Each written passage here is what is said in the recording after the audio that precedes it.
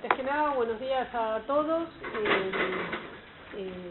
Muchas gracias por venir hoy acá a este conversatorio con Jorge Alemán, quien es un amigo y un compañero de militancia. Aceptó la invitación de la cátedra, así que muchísimas gracias, Jorge. Sé que tenés una agenda súper apretada, muchas gracias por venir. Y bueno, esto mismo, ustedes lo conocen todos a Jorge Alemán, es psicoanalista, ensayista, poeta, es profesor honorario de nuestra universidad, de la Universidad de Buenos Aires, es miembro de la Asociación Mundial de Psicoanálisis y también miembro de la Escuela de Orientación Lacaniana. Jorge Alemán es un pensador muy prolífico, ha publicado muchos textos, pero esto yo creo que ha publicado muchos textos, pero esto yo no creo que es lo más importante, ¿no? Porque hay mucha gente que publica muchos textos y lo único que hace es repetirse a sí mismos, ¿no? Pero no es el caso de Jorge, justamente, ¿no? Jorge es un pensador brillante. Desde nuestra lectura en la cátedra, Jorge todo el tiempo está diciendo cosas, y yo creo que su obra, su pensamiento toma un vuelo muy interesante, muy lindo, a partir de aquello de la elaboración de aquello que él denomina la izquierda lacaniana. Nos dice cosas, nos mete en aprietos, y se mete en aprietos también, creo que te metes en unos líos, ¿no? Y creo que no exagero para nada si digo que Jorge es uno de los pensadores, uno de los teóricos del psicoanálisis más destacado del mundo de habla hispana. Yo creo que no hay ninguna exageración, y además Jorge es un militante político, y eso lo digo con un atributo totalmente positivo, con mucho valor en contra de la prédica neoliberal que hoy en día nos está hostigando. Y bueno, entonces decía, Jorge nos mete en aprietos. Si se mete en aprietos, nos señala cosas, nos marca impases, puntos. Y bueno, y de alguna manera nos molestás. ¿Qué querés que te diga? ¿No? Yo creo que nos pone a trabajar, ¿no? Entonces, Jorge, al aceptar la invitación, me pidió que este encuentro de hoy tuviese el formato de una conversación, ¿no? O sea, que no fuese una clase expositiva, ¿no? Una conferencia magistral de su parte, sino que pudiésemos conversar entre nosotros y entre todos, digamos, ¿no? Entonces, yo traje algunos puntos molestos. Muy bien. Para conversar. Entonces, antes de los puntos, quiero decir unas cosas yo, de agradecimiento y todo eso. Sí, dale. Bueno, antes de que Paula presente los puntos, les agradezco muchísimo la presencia de todos ustedes. Gracias, Clary. Para mí es verdaderamente un honor estar al lado de Paula Vidieri, que es una amiga, es una compañera, y respeto muchísimo su trabajo. Yo mismo le pedí que me eximiera de dar la conferencia porque estos últimos días en Buenos Aires se me vuelven particularmente intensos. Por ejemplo, tengo las gafas porque no dormí, entonces vamos a ver si en algún momento puedo sacármela, pero realmente estoy moralmente muy bien, pero físicamente destruido, digamos. Y bueno, les agradezco de verdad. Paula, una vez más, tiene razón. No es que me meto en aprietos con ciertas elaboraciones que hago, pero bueno, esto es la vida. Ojalá fuera meterse en aprietos solo con la teoría y los libros. El asunto tiene más, como dirían en España, tiene miga, o sea, alcanza otros lugares lo de meterse en aprietos. Pero bueno, es un gusto estar aquí, espero sobrevivir. Si puedo, dentro de un rato me saco las gafas. Así que bueno, empecemos. Bueno, entonces yo les propongo, yo le voy a marcar 4 ejes básicos para de problemas en los cuales nos ha metido Jorge, y después abrimos para que si hay preguntas, comentarios, podamos tener una conversación, si les parece, pensamos en ese formato. Entonces, bueno, esta es la cátedra del libro de Ernesto Laclau. Entonces, lo primero que voy a hacer es empezar a hacer una referencia a Ernesto Laclau. El otro día se cumplieron 3 años de su muerte. De su muerte. Sí. Bueno, vos, Jorge, de alguna manera ponés a Laclau en contra de Laclau, si se puede decir eso, en varias oportunidades para defender al populismo, ¿no? Una de estas veces, una de las veces que vos planteás a Laclau en contra de Laclau, lo has hecho cuando afirmás, por ejemplo, que el neoliberalismo no es una hegemonía, ¿no? Sí. Y te remitís entonces a la idea del discurso capitalista de Lacan, ¿no? Para pensar al neoliberalismo, ¿no? Como sí. ese contradiscurso, ¿no? De que, como vos decís, incesante, ¿no? Volver al mismo lugar, ¿no? Y bueno, y acá nos metés en un primer problema, a los que venimos del palo de Laclau, digamos, ¿no? Porque el primer problema, ¿no? Quería preguntarte a ver cómo vos eso lo pensás, o si nos puedes ayudar con eso, ¿no? Porque cuando Laclau radicaliza el concepto de hegemonía, ¿no? En hegemonía y estrategia socialista, esta radicalización no solo implicó un desplazamiento al plano discursivo de la hegemonía, sino que fue más allá todavía, porque de alguna manera la hegemonía se convirtió en un concepto clave para Laclau, para pensar lo político propiamente dicho, ¿no?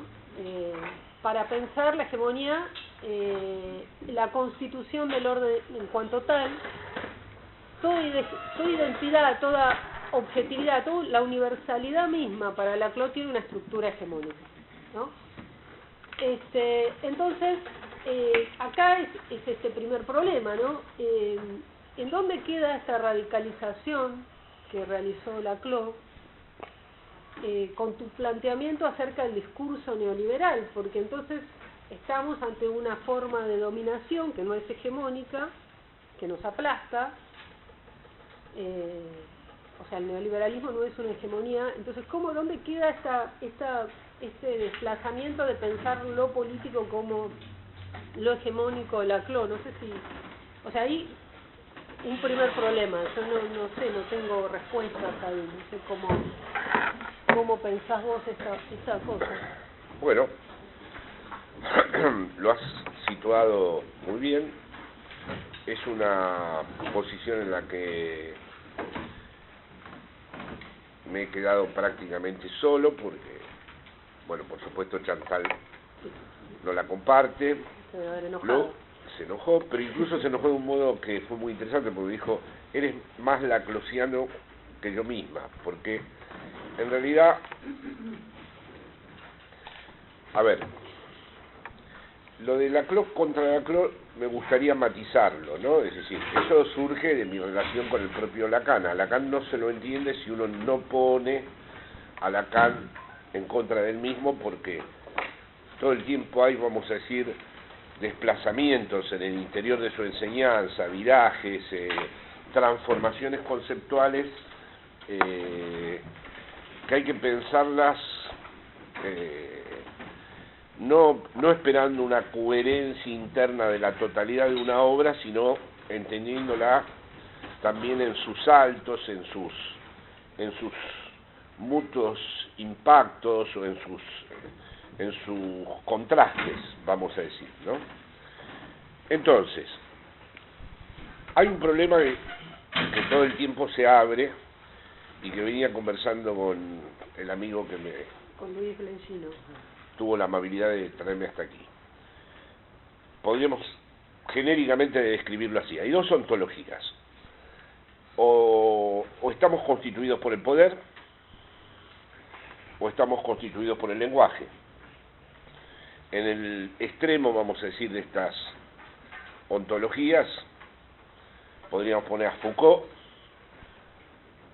e incluso a Deleuze, del lado de el poder se engulle todo, es decir, originariamente lo que nos constituye, nos produce, el poder no es solamente represivo, es productivo y es constructor de subjetividad. Bueno, eso es de distintas maneras y bajo distintas modalidades, es Foucault y su despliegue teórico, ¿no? En Deleuze hay algo similar, porque en el fondo tanto Deleuze y Foucault proceden de la lectura de Nietzsche, y sobre todo particularmente de la lectura de la voluntad de poder en Nietzsche, ¿no? Un poder que se quiere a sí mismo, un poder que se quiere reproducir, repetir, y que es ilimitado, ¿no? Y que es pura potencia. Fíjense que hay una lectura absolutamente distinta en Heidegger, donde la voluntad de poder es un correlato del sujeto cartesiano y más bien forma parte de lo que va a dar lugar a la técnica, va a ser algo absolutamente determinante de lo que Heidegger considera la técnica. Así que, o el poder o la lengua. Heidegger podía situarse también del lado de que lo originario es la lengua, no el poder, como Lacan y como Laclau. Entonces, yo tomo a Laclau como el que está en esa vertiente ontológica. No estamos constituidos por el poder, estamos constituidos por la lengua, o por el lenguaje, o por el discurso. Esos son todos matices que también en una cátedra como esta se pueden discutir. En esa perspectiva también respeto, con todas las consecuencias, el corte de Laclau. Es decir, no admito el populismo, así como antes de Freud el inconsciente era una bolsa oscura de instintos, o el reverso de la conciencia, o una instancia que había que hacer consciente. Es decir, antes de Freud el inconsciente tiene una historia de 2000 años, está presente en Grecia. Es en todo caso Freud el que la ordena en relación a una serie de articulaciones problemáticas y heterogéneas entre el campo del sentido y el campo pulsional. Y es Lacan el que finalmente en el retorno a Freud construye además una lógica, ¿no? O sea, hay un inconsciente antes de Freud y Lacan y hay un inconsciente después de Freud y Lacan. Así que cuando se discute el populismo, que en España en los últimos años, populismo versus república, en fin, fue el gran debate filosófico, se apela a distintas tradiciones que describen el populismo, ¿no?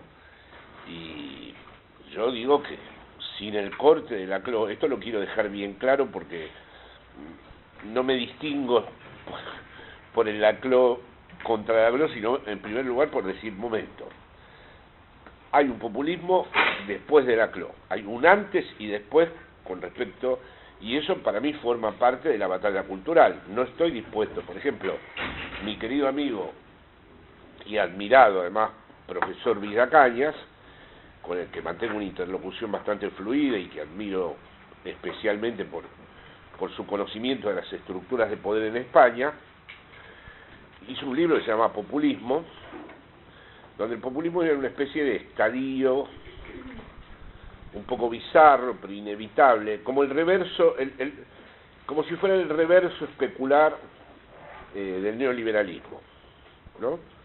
El neoliberalismo llevaba inevitablemente al populismo y el populismo era un estadio inferior con respecto al republicanismo.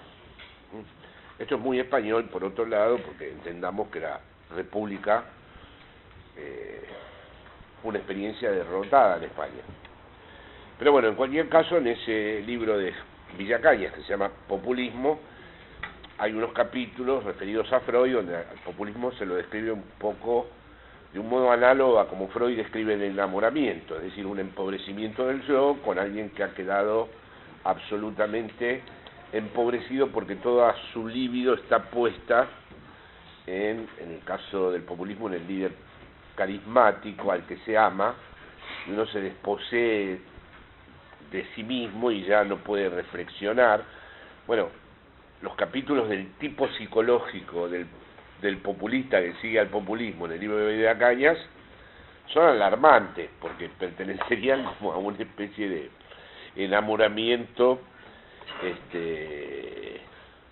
en donde estamos obnubilados y no podemos funcionar racionalmente como lo exigiría el mundo de la República, ¿no? Bueno, tuve a raíz de esto, porque ahí participó Chantal, Iñigo y yo en un debate donde le recordé lo que se hacía con la palabra república acá en España, y además, por otro lado, en el texto de la CLO no hay nada que autorice a oponer populismo a república, ¿no? Bueno, hecho estas salvedades, en el año 2000 tuve el honor de encontrarme por primera vez con Ernesto. No olvidaré jamás ese encuentro, porque cuando me dio la mano me dijo Lacan y Perón un solo corazón,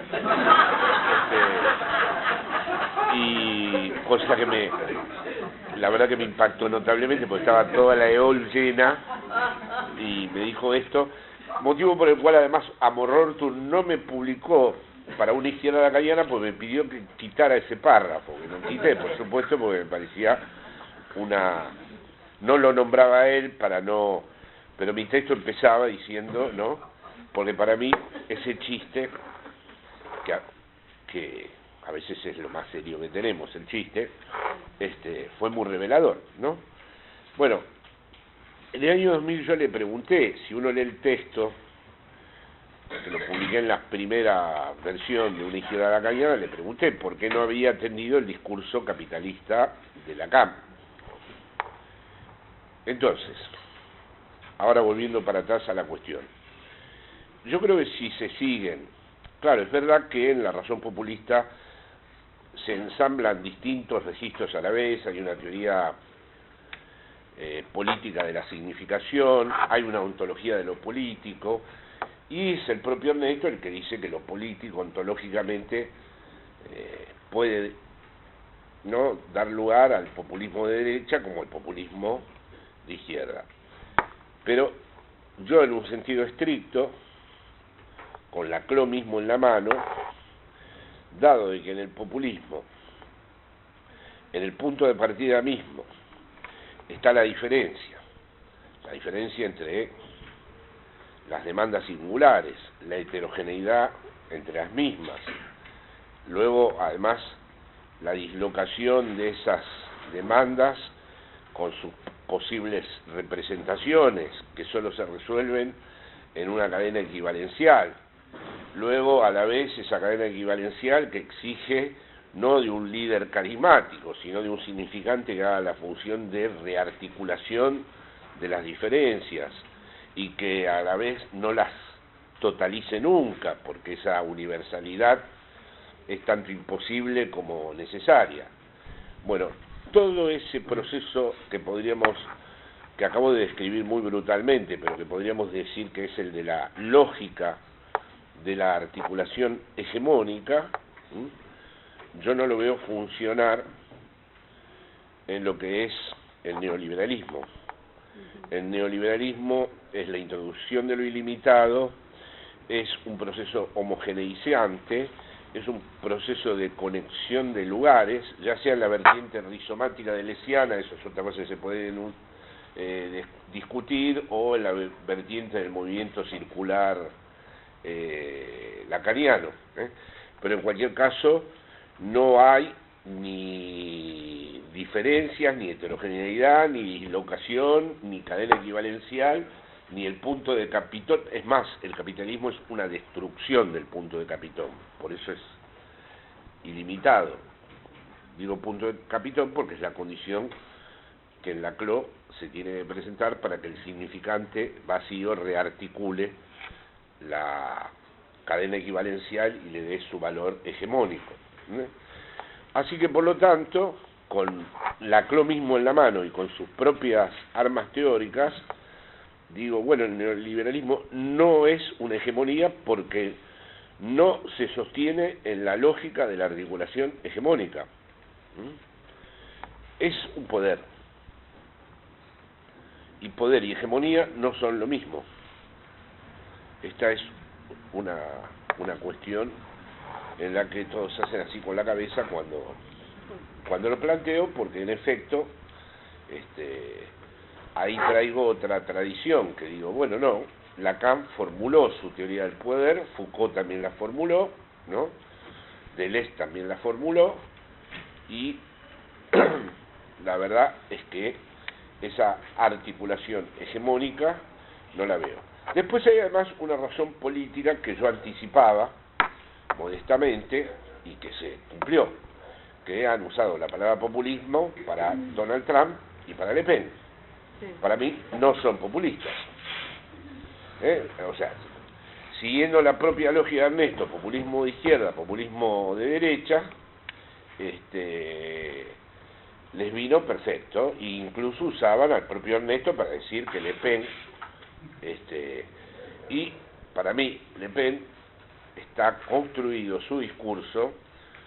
Claro, ahí está el problema un poco también de la izquierda lacaniana y la razón populista de Ernesto. No las voy a poner en el mismo rango porque lo mío es un esbozo, lo de Ernesto es una obra, pero yo, por ejemplo, el movimiento, incluso el de Trump también, lo veo más bien en la lógica masculina, del todo y la excepción que describe Lacan.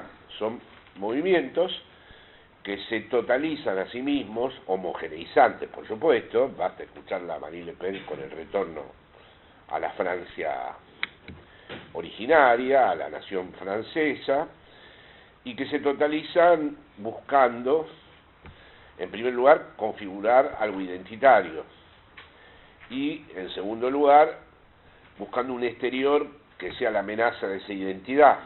Esto no tiene nada que ver con la lógica de la cadena equivalencial, en absoluto. Es decir, cuando Marine Le Pen dice, lo único que le creo yo a Marine Le Pen, yo no le creo ni su relato antioligárquico, eso lo discutí con Chantal, ni creo que se va a pelear de verdad con las élites. Lo que le creo de verdad es que va a mandar a la marina francesa, como dijo de ella, a atacar los barcos de los refugiados. Eso sí se lo creo, como le creo a Trump que puede hacer cualquier cosa en Venezuela, aquí o en cualquier otro lado, ¿no? No le creo en absoluto la demagogia retórica, que no tiene nada que ver con el populismo de Ernesto, y sí creo que no hay en la CLO ningún aspecto en donde el punto de partida sea la identidad. La identidad es un punto de llegada, y siempre es frágil e inestable, ¿no? Y en cambio, estos discursos tienen en el arranque mismo de su propia constitución la identidad, ¿no? Es el retorno a un origen que ha sido menoscabado por los inmigrantes. No. Es más, eso a los españoles les cuesta escucharlo porque el peronismo es un obstáculo. Yo no me caracterizo además tampoco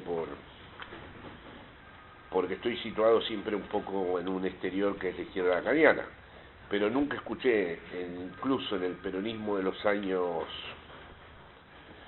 en los que se constituyó como tal, una apelación a lo identitario. Es más, Perón más bien había un delirio, con todo el respeto del mundo, megalómano en todo caso, hablaba para el mundo, el justicialismo no era algo inventado para los argentinos.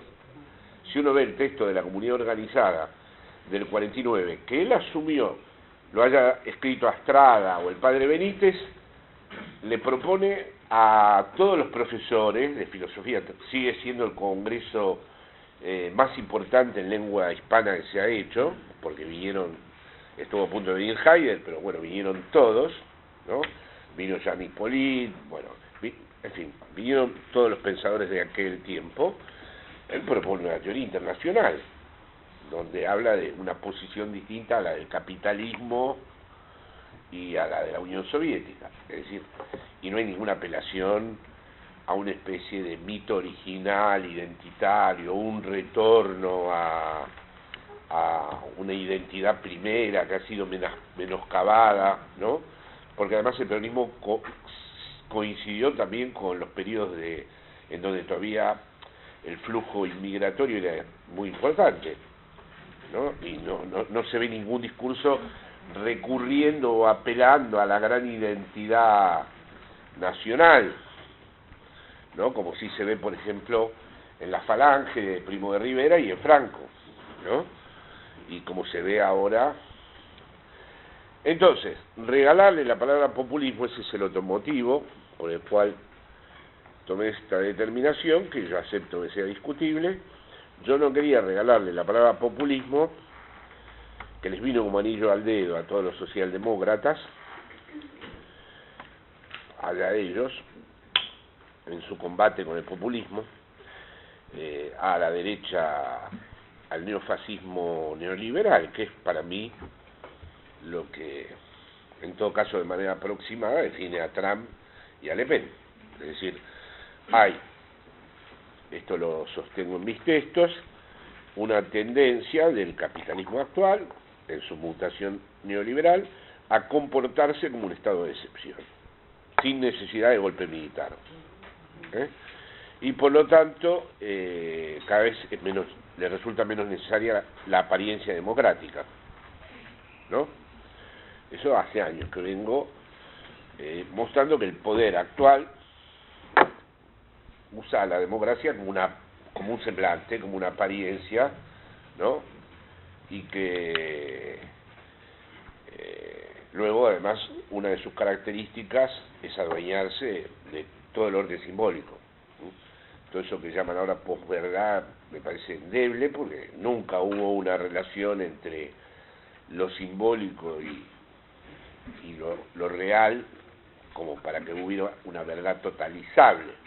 Lo que sí es cierto es que lo que distingue al poder actual es que un signo de que tienes poder es que puedes decir cualquier cosa, ¿no? Sin que eso tenga ninguna consecuencia, ¿no? Es decir, es un nuevo tipo de gubernamentabilidad, ¿no? Bueno, entonces yo no quería darles ese término a la derecha, y sobre todo esto provocó un hecho lamentable, que es que entonces los movimientos nuevos de otro tipo de izquierda, como pudo ser Podemos, ahora retroceden con la palabra populismo, porque se insistió tanto que Donald Trump, que Le Pen, que ahora dicen que bueno, que no son populistas, que bueno, yo creo que ahí se ha perdido una cierta oportunidad en la batalla cultural, porque era una buena ocasión para tomar esa palabra y darle una especificidad, ¿no? Y ahora si resulta que eres populista o sos populista, ¿qué sos? ¿De izquierda o de derecha? ¿En cuál populismo estás? Es como si hubiera previamente una función que es la de populista y una variable que es la de izquierda o de derecha. No me parece la CLO eso. Aunque esté efectivamente, está en la CLO. Bueno, pero no me parece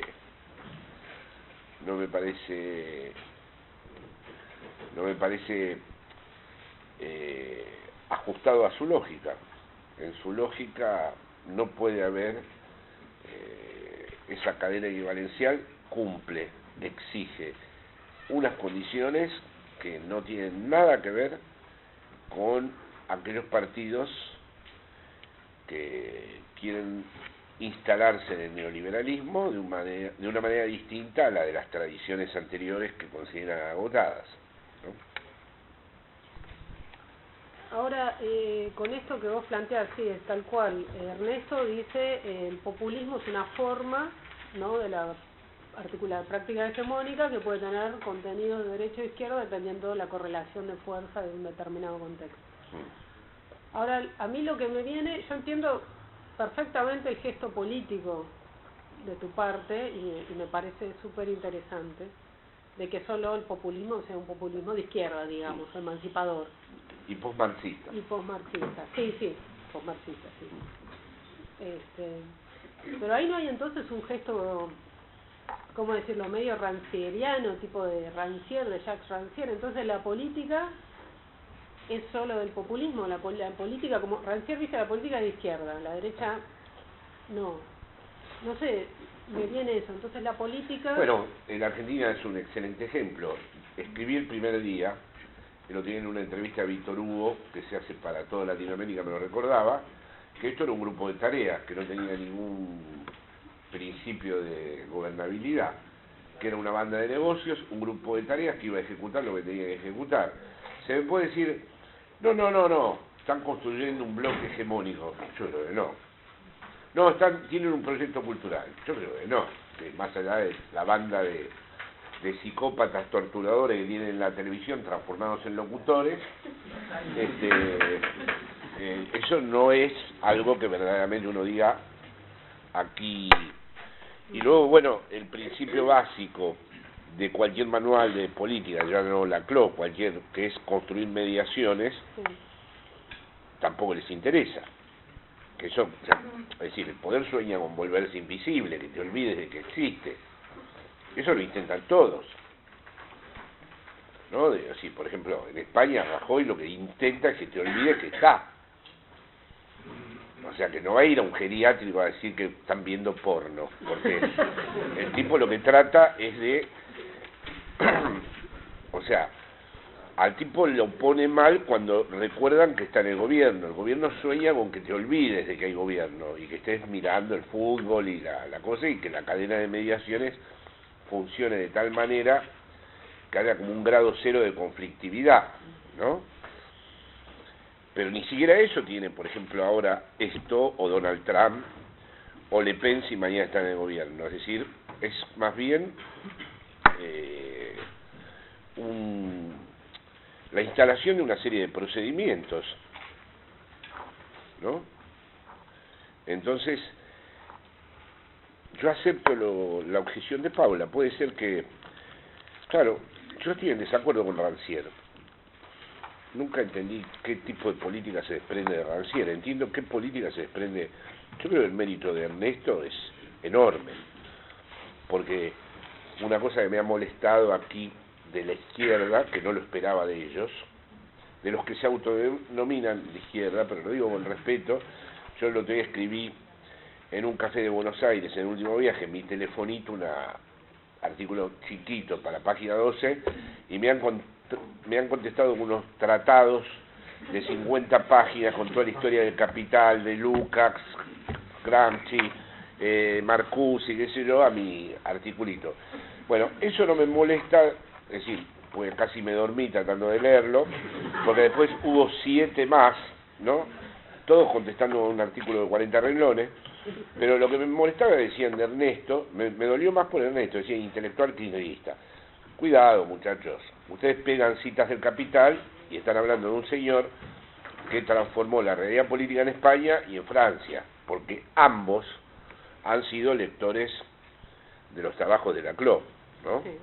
Y no hablemos de América Latina. Entonces, que La Nación y Clarín digan el intelectual kirchnerista, bueno, ya se sabe, pero que un profesor que no voy a nombrar y que tiene un cierto renombre como marxista acá, y intelectual kirchnerista, me parece que no ha entendido el impacto sobre el propio marxismo que ha sido el de Laclau, ¿no?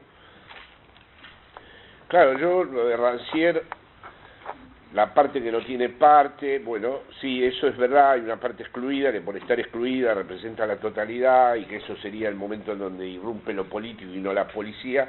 Eso se parece un poco a Ernesto, en el sentido de que en Ernesto también hay de golpe un significante que asume la totalidad, ¿no?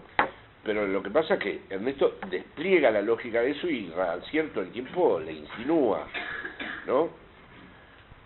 Yo un poco estoy peleado con los intelectuales franceses porque veo que sus distancias con los hechos concretos de la política han llevado a que esta señora de procedencia nacionalsocialista esté ahí arriba, ¿no? El propio Badiou el otro día de nuevo también hizo su gran análisis y ignoró a Mélenchon, porque claro, como el enemigo es el capital parlamentarismo y hay que destruir el semblante democrático para llegar al núcleo, como me contestaban estos profesores del Frente Izquierda a mí, de que había que destruir la propiedad privada. Y sí, pero decime cuántos muertos vas vas a poner y a quiénes van a morir para hacerlo, porque si no, yo vengo de una generación donde murieron un montón de chicos, yo me tuve que ir a los 25 años de este país y no quiero escuchar esa historia si no me explicás cómo se va a hacer.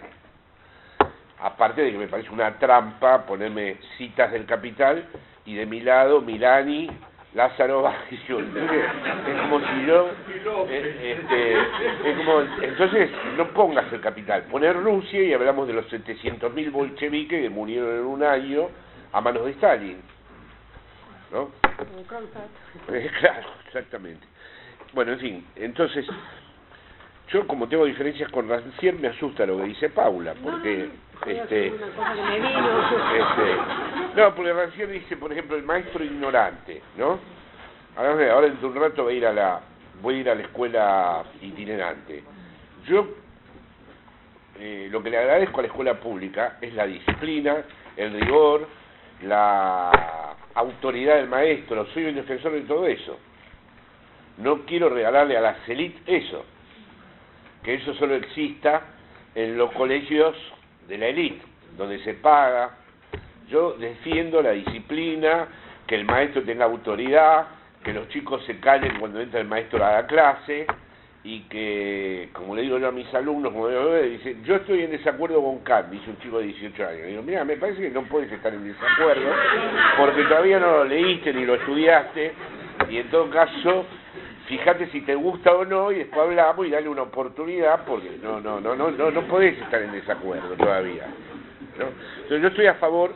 Entonces cuando Rancière dice lo del maestro ignorante, no entiendo, pero me parece que es más bien una cosa de llegar, porque es verdad que si hay disciplina, rigor y autoridad, hay algo que también excede al propio maestro, que es que de golpe los alumnos pueden encontrarse con momentos de descubrimientos ellos mismos. En eso sí estoy de acuerdo, ¿no? Pero luego hay una faceta anarquista que no me parece que me parece una especie de negligencia con respecto a lo político, pero bueno, ahí está un poco el debate. Efectivamente, yo considero político al populismo de izquierda. Bueno, un comentario, ¿no?, de lo que decías respecto de la lectura de Villacañas. Me parece que eso sí es un problema que en general se asocia al populismo con la pura investidura libidinal, con la psicología de las masas de Freud, digamos, y me parece que eso es un error, ¿no?, que el pueblo de Laclau no es pura masa al estilo freudiano, sino que muy claramente Laclau lo dice en La razón populista. El pueblo también es organización, y eso lo toma de Gramsci, ¿no? Cuando Gramsci habla de la hegemonía, dice, bueno, habla de la organización, ¿no? Y en ese sentido también esta cosa de que pareciera que los populismos nos generan institucionalidad. Y eso me parece también otro disparate, una lectura muy errada, porque si hoy estamos acá en una universidad pública que es gratuita, es por la institucionalización populista, digamos, ¿no? Si tenemos derechos sociales que estamos tratando de defender, es porque eso lo institucionalizó un populismo, ¿no? Entonces, pensar que el populismo es pura, no sé, pura... Es un error, estoy totalmente de acuerdo con vos, que al revés, el populismo es un generador de institucionalidad. El populismo en el sentido de Laclau. Porque no nos olvidemos, y esto es lo que lo vuelve diferente totalmente del populismo de derecha, en el sentido de que no habría que hablar de populismo de derecha, el populismo tiene en su proyecto más determinante construir una clase hegemónica. Y para construir una clase hegemónica se necesita institucionalidad. Una clase hegemónica no quiere decir la clase, que ya está en el aparato productivo, el proletariado, sino tiene que haber una articulación de movimientos feministas, personas que están sin trabajo, personas que han quedado excluidas, personas que se han caído de la escena social, y todo eso exige un gran proyecto de reformas institucionales. Si no, no hay clase hegemónica. ¿Acaso Donald Trump quiere construir una clase hegemónica? ¿Le Pen quiere construir una clase hegemónica? Eso es los ricos van a seguir estando en el mismo lugar de siempre. Eso, no le creo nada. Lo que sí creo es que va a mandar a la Marina a atacar a los barcos. Y el otro va a hacer unos cuantos negocios con la guerra. ¿Creer que eso es populismo? Bueno, yo entonces para eso no hubiera renovado, como lo logró hacer Ernesto, esa palabra. Para repartirla de esta manera. Hay varios manos levantadas, que es una señal de que yo no lo hubiera renovado nunca para regalarla de esa manera a su valor más fenoménico, descriptivo y, vamos a decir, me encolumno en una idea estructural, que es verdad que entro en desacuerdo con él, pero también Lacan dijo en un periodo que lo real era simbolizable, y después dijo que no, después dijo en un periodo que el goce era lo excluido del significante, y después dijo que, bueno, no, que había un goce fuera del significante, que sí era significantizado, en fin, son, no creo que ningún gran pensador, es decir, para Heidegger la angustia era lo que nos abría a nuestro estado, y después fue el aburrimiento, ¿no? Es decir, que no creo que no haya pensador que no tenga muchos virajes posibles, y además siempre un pensador importante es aquel que está excedido por él mismo, ¿no? Cuando el propio pensador va más allá de sí mismo, y es lo que un poco he tratado de hacer con Ernesto. Te planteo otro problemita más. Otro aprieto en el que yo mismo... Vos solito te metes. Sí. Hace unos años... Qué vida esto, porque esto ocurre, si esto ocurriera con la Cló, pero me ocurre desde que era chico, o sea que no...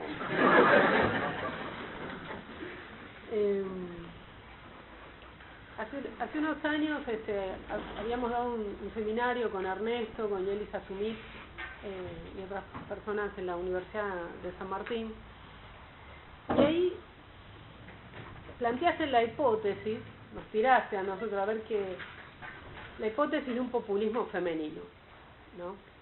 Digo, bueno, dijiste, les dejo ustedes pelotes, sí, efectivamente. Quería preguntarte si seguís pensando en eso, un poco lo mencionaste hace un rato, la lógica femenina. La lógica, la forma masculina sería la de producir un universal a partir de una exclusión, digamos, ¿no? Sí.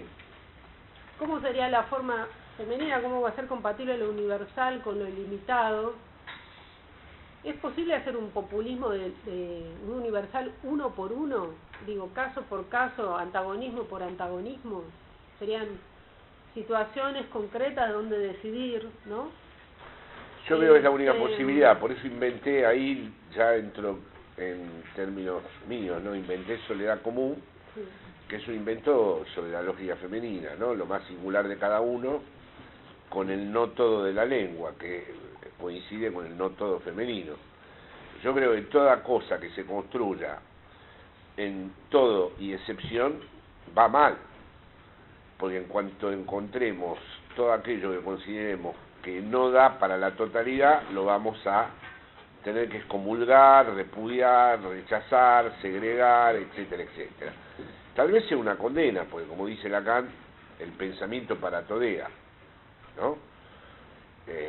Pero yo creo que la hegemonía o es no toda, o si no se reinstala rápidamente en estos problemas en donde no es que rechazamos al enemigo, es que empezamos a depurar las propias filas, ¿no? Como lamentablemente ha pasado en España de manera prematura, a mi juicio, ¿no? Una experiencia política inédita y ya hubo que hacer procesos de, quiero usar una palabra suave. Sí, pero no quiero usar esa palabra, porque esto está filmado y tengo un montón de amigos que... ¿Sale por internet? Sí. Lo dijo otro, lo dije. Sí. No, porque además tampoco han llegado tan lejos, pero digamos, una cosa que era tan interesante, tan apasionante y nueva, han entrado en una interna, como se diría aquí en Argentina, un poco prematura, ¿no? En donde han tenido que separar, vamos a decir, Y entonces yo tengo amigos en ambos lados y observo que los argumentos políticos que me dan no son para mí consistentes. Son argumentos que se resolverían en media hora si se pusieran a hablar de otra manera, que es más bien la lógica que los gobierna la que los llevó a esto. Por eso insisto en esto femenino, en este no todo, ¿no? ¿Y el antagonismo ahí dónde está? ¿No? Como me cuesta pensarlo. Bueno, como lo has dicho en tu observación, ¿no? No es un antagonismo así que queda instalado en su significación de una sola vez, sino que se va transformando. Es evidente, tenemos un antagonismo con el neoliberalismo, pero esto cambia cada rato, se desplaza según fronteras distintas y según momentos y coyunturas. O sea, para mí el proyecto hegemónico es siempre coyuntural, no es nunca totalizable o estratégico. Siempre es sobre la coyuntura misma que hay que pensar, ¿no?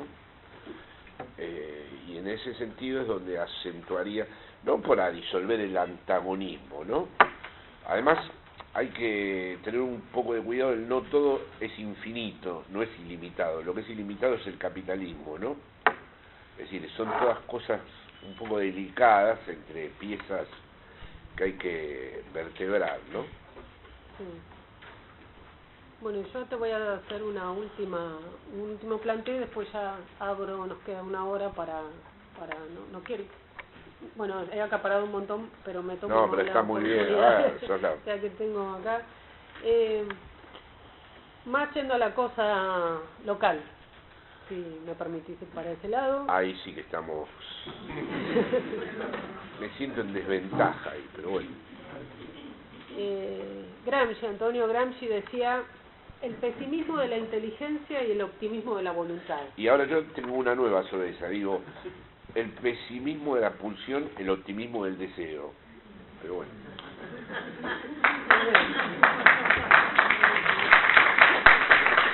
Está psicoanalista. Sí, hay muchos psicoanalistas por acá. Sí, y bueno, y hay un videíto que está por ahí en YouTube de un debate del año 2000 entre Cristina Fernández y David Viñas, ¿no? Ajá. Y justamente se pelean por esto, ¿no? Viñas la acusa a Cristina de ser demasiado optimista, ¿no? Entonces Cristina dice, bueno, yo tengo la obligación de ser optimista, y Viñas dice, yo tengo la obligación de ser pesimista, ¿no? Es decir, dice, bueno, si no, para eso, si no me tendría que quedar en mi casa, si no pienso que puedo cambiar las cosas. ¿Cristina, nuestra presidenta? Sí, está en ¿discutió YouTube. con David? Sí, sí, en el año 2000. Miralo, buscalo. Eso lo tengo que ver. Sí, es muy lindo ese video, muy potente, muy interesante.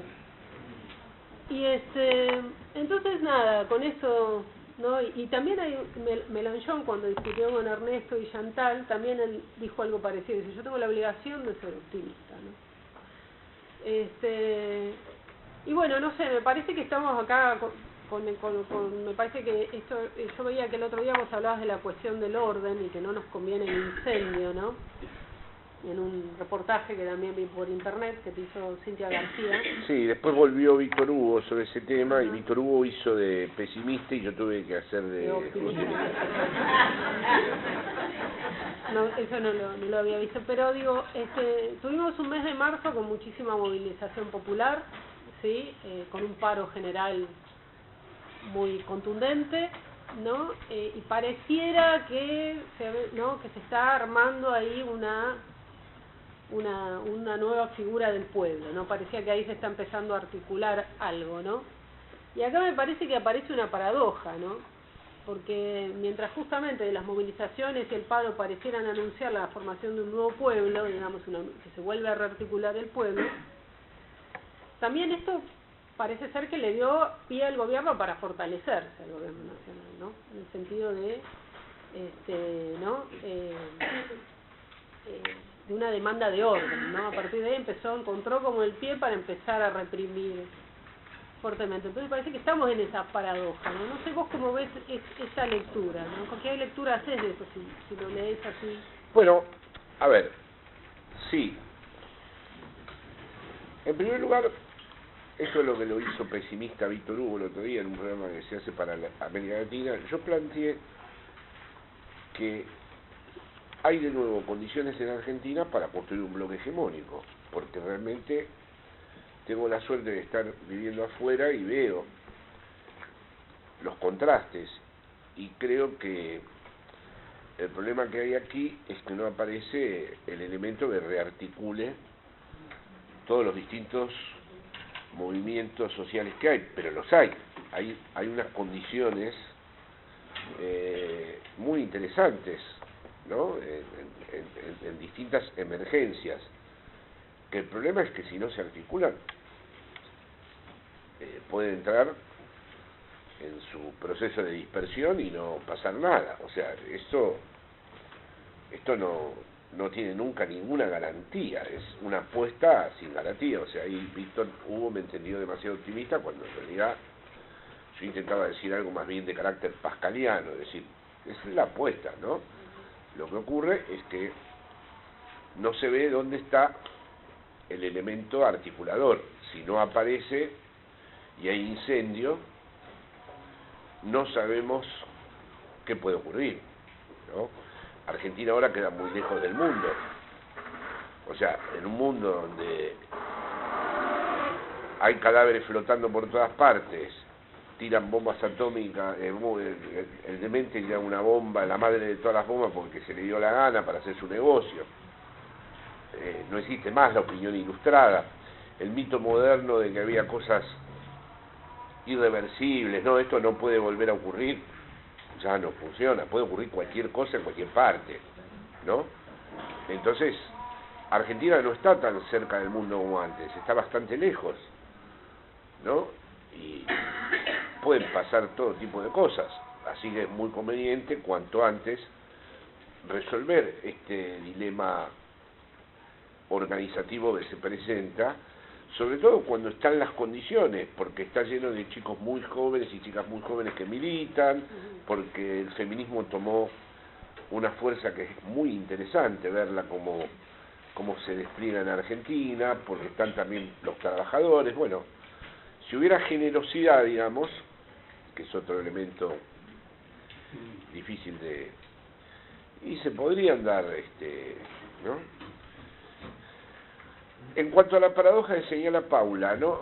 Hay dos lecturas. Es verdad, puede ser que el gobierno intenta que ese orden represivo que está ejerciendo es una demanda de la población. Es la población la que quiere que se ponga orden. Puede ser, pero hay otra cara. Yo siempre recuerdo la frase de Lacan de que la impotencia se resuelve siempre con un acto violento, ¿no? Por eso sostengo en los foros feministas de allá que estos tipos que matan a las mujeres hablan de la desaparición de la virilidad, no de la virilidad. Se usa la palabra machismo, entiendo que sea descriptiva, pero lo que ocurre es que lo que hay es un claro declive de la virilidad, ¿no? Es decir, más bien no son hombres, tienen dificultades para hacerlo, y por eso cuando aparece lo femenino lo rechazan, lo odian y lo quieren matar. Bueno, entonces veo esa también vertiente, también esas intervenciones represivas pueden ser resultado de la impotencia para armar algo, porque no están armando nada, ¿no? Es decir, el tipo no ha podido construir nada, ni tampoco tal vez sepa cómo hacerlo. Por otro lado, ha sido sumamente exitoso, porque en poquísimo tiempo, vamos a decir, en tanto grupo de tareas, no de gobierno, hicieron lo que tenían que hacer, ¿no? Le pagaron a los fondos buitres, quitaron las retenciones, se endeudaron, hicieron todos los negocios con los dólares, sacaron la guita para afuera. Es decir, hasta ni necesitarían 4 años al ritmo que van, ha sido bastante exitoso, ¿no? Por eso yo no estoy convencido, siempre lleva esto un poco una impronta leninista de que si hay un incendio, porque lo que no sé en el incendio es si por desesperación la gente no va a desear el plan B, cualquiera que se presente con un poco de garantías de orden, y es normal que ocurra así. Si hay un incendio total, puede quedar mezclado el kirchnerismo y el incendio, y que se vuelva simpática a la mirada de la gente alguien que diga, yo sí voy a respetar las mediaciones, yo sí voy a escuchar a todos, y yo no voy a hacer un capitalismo salvaje, y ya sabemos quiénes pueden encarnar esa posición donde, bueno, finalmente todo termina, mira esto, pero bueno, gracias. Entonces, yo preferiría, porque el problema que veo es que desde la perspectiva del kirchnerismo había que empezar ya a construir un sujeto político, se está enlenteciendo mucho eso. Es decir, habría que ya decir, bueno, esta es, y no, veo que es todo un titubeo que ya empezó en el final del kirchnerismo, ¿no? Y que no parece, ahí no voy a entrar en el terreno de especulación, porque el mismo de todos, de las mesas de café de todos nosotros, ¿no? De si va, no va, quién, ¿no? Sobre eso no tengo ninguna opinión que sea más válida que la que puedan tener ustedes, ¿no? Solo puedo decir que veo que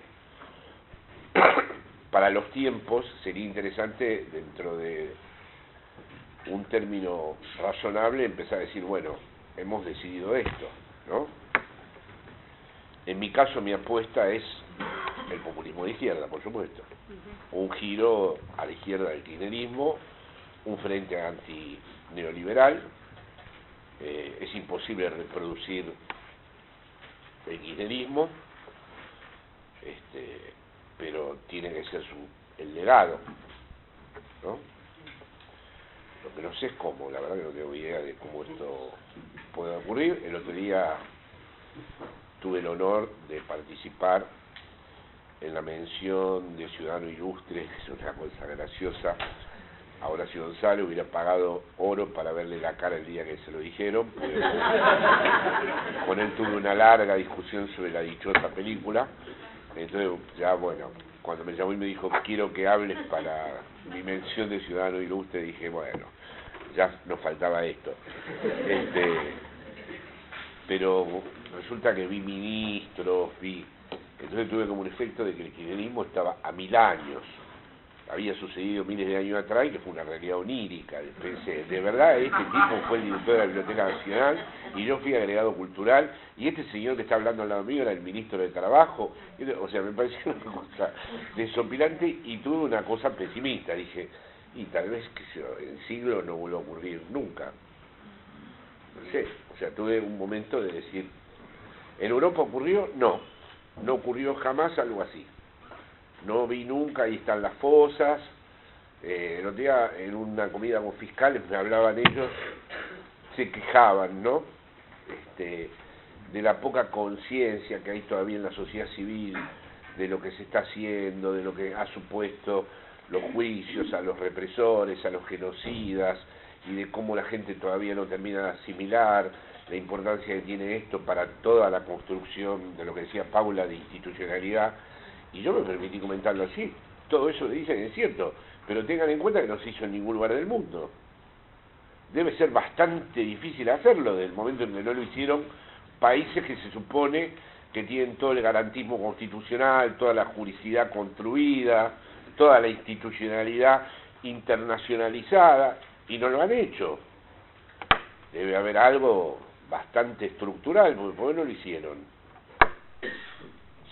O sea, lo que hicieron en Alemania fue una parodia, en Francia no hicieron nada con la ocupación alemana, en Italia hicieron poquísimo con lo que fue el fascismo, y en España directamente nada. Así que tan sencillo no debe haber sido, ¿no? En Grecia con los coroneles lo jugaron y Papadopoulos les conmutó, digamos, la pena por cadena perpetua de amados y griegos, de Atenas y Esparta. Sí. No, yo no conozco ningún país del mundo, e incluso acá no nos olvidemos que al último ya se proponían entrar en la trama civil del asunto, que era ya algo propio de los procesos revolucionarios de antes. Así que entiendo, los fiscales me comentaban esto, pero yo dije, bueno, pero sí, en España no hay ni atisbos de que se pueda hacer algo, ni siquiera para la izquierda, ni siquiera para Podemos, que no lo tienen la prioridad de sus banderas, porque sabe que no suma demasiada esa idea. Bueno, Jorge, si te parece, hablamos, acá Pablo nos va a ayudar con la coordinación. Bueno, vamos a anotarlo y vamos a estar un poco agotados en el tiempo, así que vamos a... Sí, que sean breves, y, bueno, yo me tomé un montón de tiempo, pero... Ahora tengo algunos y levantan la mano, yo voy a hablar. ¿Ricardo Terrine? Acá. Ricardo. Bueno, Jorge, yo creo que un poco hablaste de esto, pero yo sé que la pregunta es un poco más general, teniendo en cuenta tu experiencia a los dos lados del Atlántico, si querés, de conocer la experiencia argentina, lo que pasó con Podemos y lo que pasó en Francia en los últimos tiempos. ¿Qué podría decir en relación a la idea de a lo que tiene que ver con la construcción del sujeto político y a la organización? O sea, pensando en una cosa que dijo la Cruz hace bastante, de como que la forma partido ya era como algo muy difícil de sostener, ¿no? ¿Qué te parece a vos que podría ser, incluso un poco lo estamos diciendo, ¿no? ¿Por dónde tendría que ir ese proceso de construcción del sujeto y la organización, digamos, ¿no? Bueno, en general, allá se lo plantea como algo que tiene que ser una bisagra entre las instituciones y la calle, o sea, los movimientos sociales. No se puede elegir. Si se elige solo las instituciones, se termina en un partido político del bipartidismo que quieren armar en todo el mundo, y que ahora Donald Trump y Le Pen han desestabilizado. Hay que ver si lo han desestabilizado o son el reemplazo del bipartidismo, porque lo que va a pasar ya más o menos lo puedo imaginar. Pero evidentemente, en cuanto a lo que preguntás, yo pienso que, claro, esos sujetos políticos allá tienen una ventaja y una desventaja. La ventaja es que, vamos a decir, con respecto a aquí, son más puros, no tienen el karma peronista, Melenchón y Podemos. O sea, no hay sujetos raros, bizarros, con dobles discursos, con extrañas elucubraciones y eso. Y a la vez tienen esa desventaja, no tienen al peronismo. O sea, entonces se arma como un debate universitario que los rompe. ¿Entendés? Porque lo que pasó ahí fue una cosa, es decir, en Facebook, en Twitter y eso, nos pasamos un año discutiendo entre nosotros. Y yo dije, esto es la universidad. Esto es la universidad trasladada a la escena política, con toda la maquinaria de la derecha sacando todos los Twitter por televisión, ¿no? Y siguen además, ¿no? Porque ahora el coautor con mi libro cayó de un lado, y entonces cada vez que tengo que organizar la presentación hay uno que no quiere ir porque si va el otro. Entonces, con respecto a tu pregunta del sujeto político, bueno, acá hay un tema complejo, que es el peronismo, que es raro y que se puede prestar a cosas, puede formar parte de este plan B del que hablábamos antes, ¿no? Un peronismo domesticado, ¿no? Pero a la vez también es lo que a veces históricamente le ha hecho una objeción seria a todo intento de dominación neoliberal, ¿no? O sea que, entonces, allá es más, está más decantado esto, no existe un sindicalista millonario, un político que hizo una fortuna, un periodista multimillonario. la idea es... Bueno, luego está un tema, si te parece que la especificidad, ¿no? Yo no creo que las diferencias hayan sido del todo políticas, porque bueno, eran muy jóvenes y había muchas novias, amantes y un montón de cosas en el medio que también, como psicoanalista, no dejé de apreciar nunca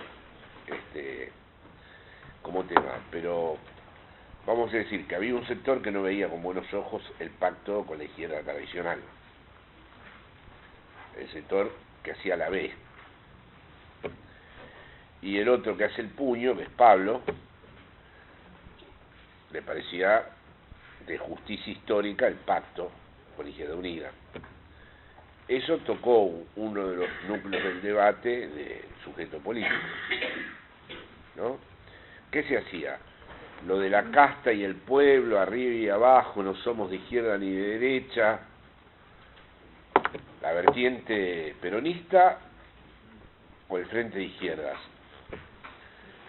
Ese sería el único punto que hubo de debate sobre la construcción, que en realidad no era tan extremo, se podría ver, porque ambos se habían impregnado de las dos. O sea, yo personalmente creía que era muy buena la tesis populista, la sigo defendiendo. Y también creo que era un hecho de justicia histórica pactar con la izquierda clásica, porque son los únicos que durante el franquismo pelearon. Y son los únicos que cuando fue lo de Repsol, y los primeros que salieron a botonear a la Argentina fueron los del Partido Socialista, nos defendieron. Y son los únicos que defendieron, cuando llegamos ahí, dijeron que éramos exiliados. Y son los únicos que han peleado y han puesto abogados para las leyes de extranjería. O sea, entonces, ese fervor antiizquierdista que tienen mis amigos seguidores de Íñigo, yo a veces no lo comprendo, ¿no? Ahora, también cuando veo al otro, que termina el acto con Bella Ciao y a cabalgar hasta echarlos en el mar, parece como un retroceso, ¿no? Como decir, bueno, estamos de nuevo en la fiesta del PC, ¿no? Entonces, es un lío complicado ese sujeto, ¿no? Porque no tienen toda la liturgia mística y rituales del peronismo, ¿no?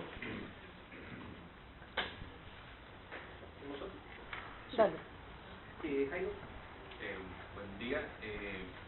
Usted en repetidas ocasiones ha insistido mucho en la necesidad de separar la comprensión del sujeto de las subjetividades, sobre todo, digamos, un poco para separarse las posturas que ha tomado Juncal, digamos, con relación a la avanzada del neoliberalismo. La pregunta es, de todas maneras, no habría que pensar en el caso de la producción del sujeto, o no de la producción del sujeto, digamos, los cambios que han venido presentando en el mismo lenguaje, y cómo, por ejemplo, algunos psicoanalistas como Charles Mellman o Jean-Pierre Lebrun vienen hablando de la emergencia de una nueva economía psíquica, si eso no también hace pensar que hay unas transformaciones en la forma del sujeto. No, yo creo que el neoliberalismo llega a tocar, por ejemplo, toda la dimensión del superyo, ¿no?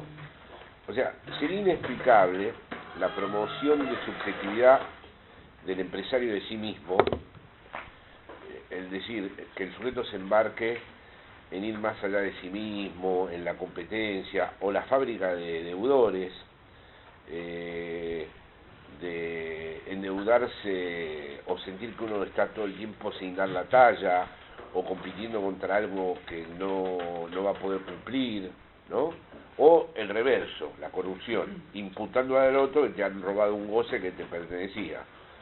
Bueno, esto el neoliberalismo son estructuras del inconsciente que ha sabido colonizar. Mi teoría es que no todo está colonizado, porque entonces no hay nada inapropiable. Entonces ahí me diferencio de Mellman y de Lebrun. Es decir, no pienso, es decir, que el sujeto, y me diferencio también de este autor coreano que pone que el sueño, el inconsciente, el aparato psíquico, ¿no? Porque creo, por eso empecé mi discurso, que hay dos ontologías en debate. Si es el poder el que nos constituye, claro que se hacen con todo. Yo no creo, como dice Mellman, que haya un neosujeto.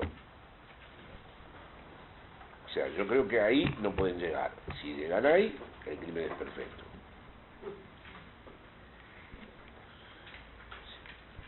Ahora, es una hipótesis, por ahí llegan y vuelven a la gente ya. Es decir, han tocado elementos, por ejemplo, lo tiene un taxista. Una señora me puso bien clase media, usted habla de los taxistas, pero bueno, yo vivo en España hablo con todo el mundo, pero acá uno de los materiales que tengo, el taxista me dijo que él prefería laburar los domingos, no comer más asado, estar mucho peor que antes. Pues yo le dije, bueno, pero a ver, vamos a lo concreto. ¿Usted está mejor, labura más, está más contento, mejoró o no? No, me dijo, está todo para el carajo y yo prefiero laburar los domingos, no comer más asado, ¿no? Pero que no me cuenten que nieva todos los días en Argentina. Esa era su metáfora del gobierno anterior.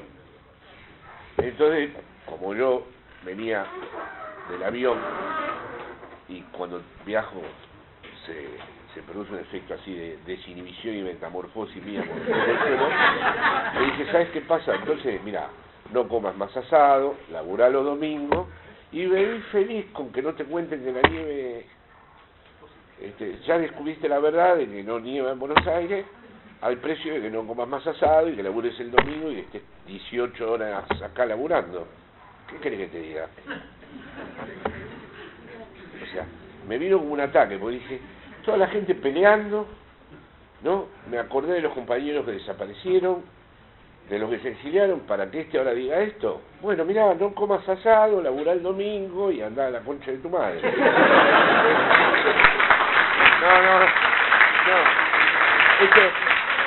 No. Con esto no se hace nada, esto es la parte patológica, no. Se faltó decirle que el 9 de julio de 2007 nevó en Buenos Aires. Sí, nevó, ya sé. Karin de la Universidad de San Martín, después que... No, ¿sabes por qué tenía que ver? Bueno. No, pero dale. Me parece que está apareciendo este concepto que últimamente estabas poniendo, que era el de lo inapropiable del sujeto. Pensaban que, bueno, Deleuze y Foucault también buscan a lo último subjetividades inapropiables, lo que pasa es que lo dicen no en términos de una interioridad, tienen ese terror por la interioridad, entonces no quieren que sea algo propio, y lo dicen en términos de conquistar una lentitud, bueno, en términos que, nada, es otro discurso, pero la cuestión es que nos cuentes quizás un poco a los que no estamos, quizás es algo muy de psicoanálisis, ¿qué es esto, esta construcción desde la lengua, que no es desde el poder? ¿Cómo se entiende? ¿Por qué no tiene que ver con el poder? Digamos, ¿en qué sentido se escapa desde la constitución misma? Sí, bueno, Foucault fue a la cuestión, tuvo que ir a Grecia, al cuidado de sí, a una hermenéutica del sujeto, donde el sujeto era dueño del uso de sus placeres, ¿no? Y le interesó Grecia porque no había pecado, sino se condenaba al exceso. Pero bueno, yo sigo pensando que es una especie de dandismo eso, que es un uso, ¿cómo diríamos? Un amo de sí mismo, ¿no? Y no lo veo como muy inapropiable eso, porque hoy en día el uso de los placeres, bueno, por supuesto tuvo que desalojar la pulsión de muerte, tuvo que deshacerse de la palabra deseo, ¿no? Pero bueno, todos los pensadores, ninguno se quedó solo con el poder, todos buscaron la figura de la desconexión, que es la más difícil de pensar, ¿no? La figura de desconexión de Marx, el proletario, la figura de desconexión de Foucault serían estas experiencias de contrapoder, la de Deleuze, el esquizo. Todos pensaron en alguna figura de desconexión. Yo traigo la lengua como población porque la lengua es una invención colectiva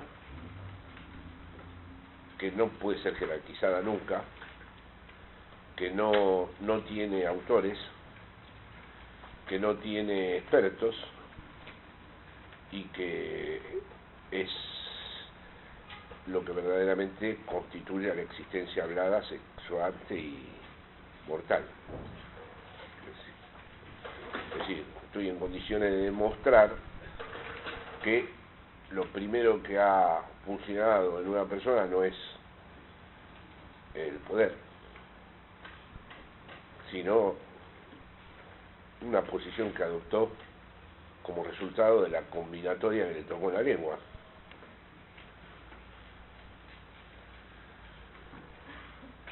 Los que crean otra cosa pensarán que el sujeto... Yo, por ejemplo, ayer otro taxista, pero esto es de otra manera. Yo venía cantando una canción que me gusta mucho, de Sinatra, pero versionada por Dylan, ¿no? Que es I'm full of want you. Soy un tonto, soy un loco por quererte, ¿no? Y el taxista me dijo, esa es una de los Rolling, que se dio. Le dije, no, es una Sinatra. ¿Y por qué? ¿Qué dice? Me dijo el tipo. Bueno, le digo yo, medio salame el tipo, porque está empeñado en querer a una mujer que no lo quiere. Le digo, si ya es difícil querer a alguien que te quiere, ¿por qué te vas a empeñar en querer a la persona que no querés? Le digo, hay que ser también, yo la puse un poco así, ¿no?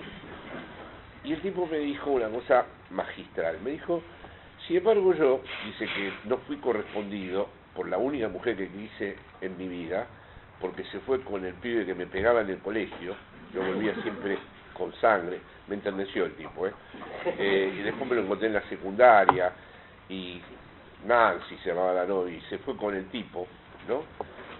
Extraño mucho en esa época que estaba enamorado, aun cuando no fuera correspondido. Bueno, esto no es el poder.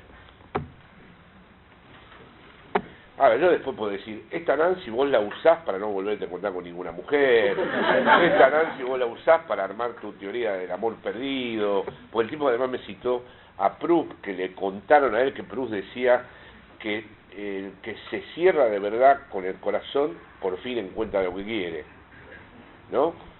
Sí, bueno, no sé dónde lo dice, pero le dije yo, pero está bien, le digo, usted piensa que si no quiere ir a más a nadie, al final se encuentra con lo que quiere. Bueno, todo esto a mí me parece constitutivo.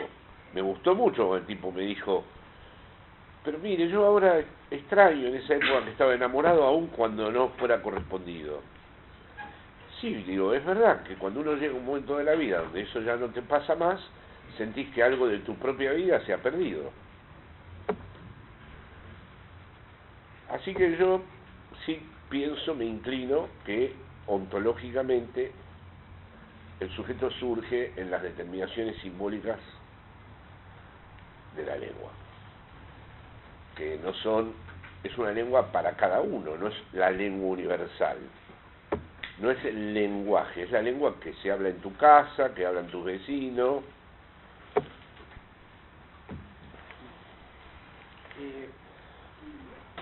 ¿Pasamos a otra? Sí. Vamos a otra. Karin de la Universidad de San Martín. Hola.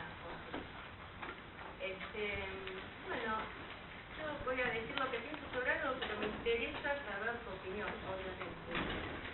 ¿No pensás que el kirchnerismo al cual adhiero tuvo un problema de comunicación en tanto siempre más bien hablaba de los marginados, digamos las clases pobres, ayudar, y como que yo me doy cuenta de esto, no, a mí no me llegaba así, pero hay un sector del electorado que se llamaría los grises, que son los que pueden cambiar el resultado de una elección, y esas personas se sentían excluidas, no hablo de gente de derecha firmemente posicionada, ¿no? Gente que, como diríamos, veleta, ¿no? Ideología del bolsillo, si querés.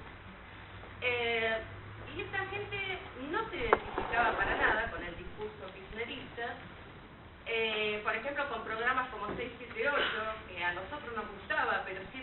No, ni siquiera a nosotros, todos los compañeros me decían, qué aburrido es ese 678. Y llegabas al programa y los propios 678 decían, ¿qué le vamos a hacer? Tal cual, qué aburrido. La pregunta es, ¿no habría que hablar en un próximo discurso y ahora sí, la nueva militancia, no solo de las clases pobres, sino que esto es la verdad, un gobierno populista en el sentido de la nacional y popular, realmente ayuda a las clases medias, incluso medias altas, porque con las políticas neoliberales económicas, al no haber poder adquisitivo, al no haber demanda, no hay oferta y se estanca todo, se va todo abajo. Entonces, las clases más bajas son las que primero caen, pero eso es un efecto dominó que llega a la clase media y, y después incluso a clase media alta. Entonces eso te quería preguntar, si no hubo un error ahí en la comunicación. Sí, es posible, siempre se habla de esos errores en la comunicación, pero hay que también tener en cuenta otro aspecto estructural del asunto, que es que la gente quiere dormir. O sea, dormir despierto, me refiero, ¿no? Entonces, el problema que tienen estos movimientos nacionales y populares, o la izquierda allá, es que tienen que argumentar. Y tienen que, primero, esos sectores medios a los que estás haciendo referencia, hay un momento dado que sienten que están bien por mérito propio.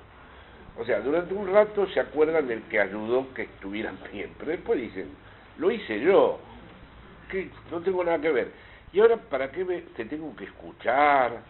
Y me tenés que interpelar, y tenés que venir a contarme de nuevo, y me tenés que situar en el mundo, si yo lo que quiero es dormir en el grado cero de la política y entretenerme. Así que viene un señor que me propone que va a seguir todo igual, pero mejor, y que no me va a volver a hablar de todo esto. Entonces, un gran problema, porque claro, si fuera un problema de comunicación que se resolviera, pero ahí soy un poco más pesimista, veo un problema estructural, que es que mientras por un lado hay un flujo mediático ilimitado, como es el discurso capitalista, de toda una cosa incesante donde vos no sabés cuántas veces al día has escuchado una cosa y cómo aparece el personaje que te la repite, el policía bueno y el policía malo en el programa, y la repiten y la ponen y la vuelven. Por ejemplo, hace 1 año y medio que cada vez que vengo siguen hablando del kirchnerismo, y todos los días que descubre, y que la caja fuerte, y que el hotel, y qué sé yo. Entonces, en cambio, del otro lado vos tenés argumentos. O sea que tenés una configuración espectacular, ininterrumpida, mediática, toda armada con unas imágenes así, viste, que siguen como la logia del ready-made, el collage, y qué sé yo, con un montón de tipos haciendo de psicópatas que te perdonan la vida, pero que a la vez te explican y qué sé yo. Y por otro lado tenías a alguien que te tenía que bajar la línea y explicar cómo es el proceso, y está complicado.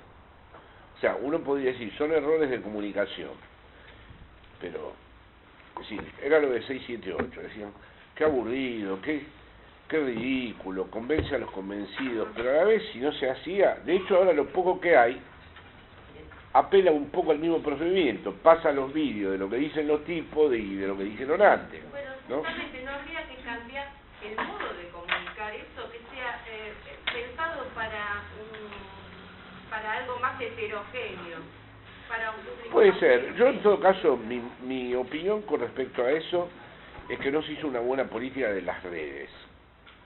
Por ejemplo, Podemos allá, en ese sentido, como son todos chicos muy jóvenes, yo le hubiera dado mucho más manija al Facebook, al Twitter, al Instagram, y dar también la gran batalla ahí, ¿no? Como ahora se está empezando a hacer, que circulan muchos vídeos y muchas, ¿no? Pero también hay que saber hacerlo, porque decir globoludo, cabeza de termo, la verdad me parece que el otro mucho no. No, eso no va. Yo lo escribí en Página 12 hace bastante tiempo, de que culpar a los que votaron no sirve para nada. Es lo más antinómico a la lógica de una construcción política, ¿no? Por eso conté la anécdota del taxi, pero era como una descarga mía, pero yo escribí ayer y decir, mira, no, hay que seducirlos, hay que decir mirá, esto no va, esto no te conviene, esto va a terminar no mal. tengamos ganas, pero hay que empezar a hacer. Sí. No entablemos. Sí, porque si no tomemos. Martín Medina. Sí, Jorge, te quería preguntar. Más fuerte. Más fuerte, Sí, pero no sé. quería preguntarte en la relación a la educación que mencionaba la disciplina, digamos, era un argumento que también leímos las palabras comunes que también propone CIPEC, la figura del profesor Salvador. Lo que quiero saber, digamos, si vos compartís esa postura y sobre todo consultarte, digamos, cuando vos proponés la disciplina, si tiene alguna diferencia, digamos, con la disciplina que viene a plantear una derecha, digamos, a normalizar y a homogeneizar, digamos, dentro de la educación, teniendo en cuenta que la educación pública, digamos, es un factor para construir un sujeto.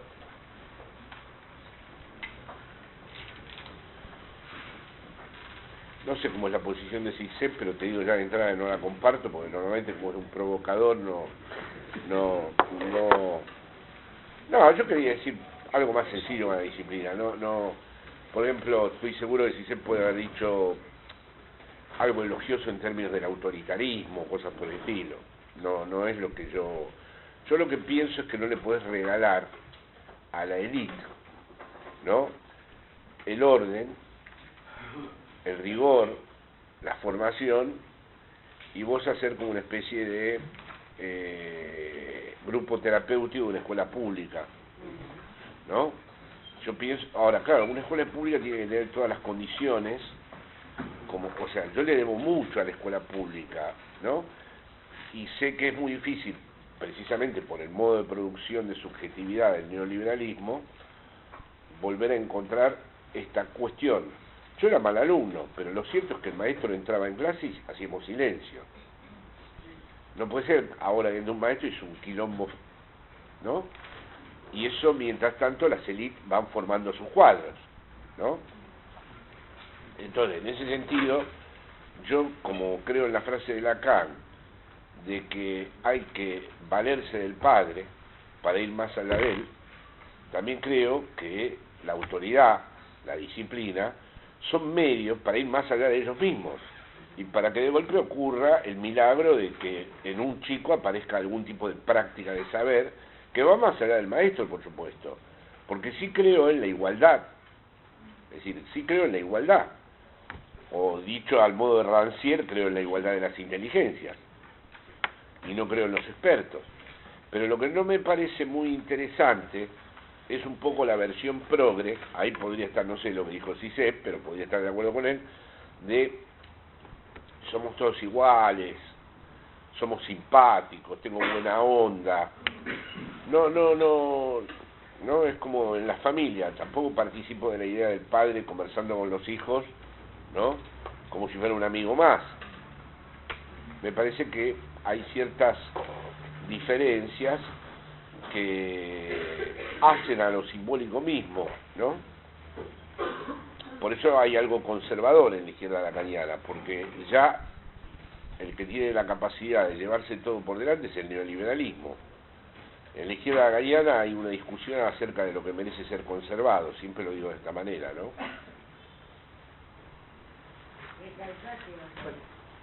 ¿Cómo? Sí, lo conozco, ahora ha salido Soledad Común en Italia y él hizo el prólogo de mi libro.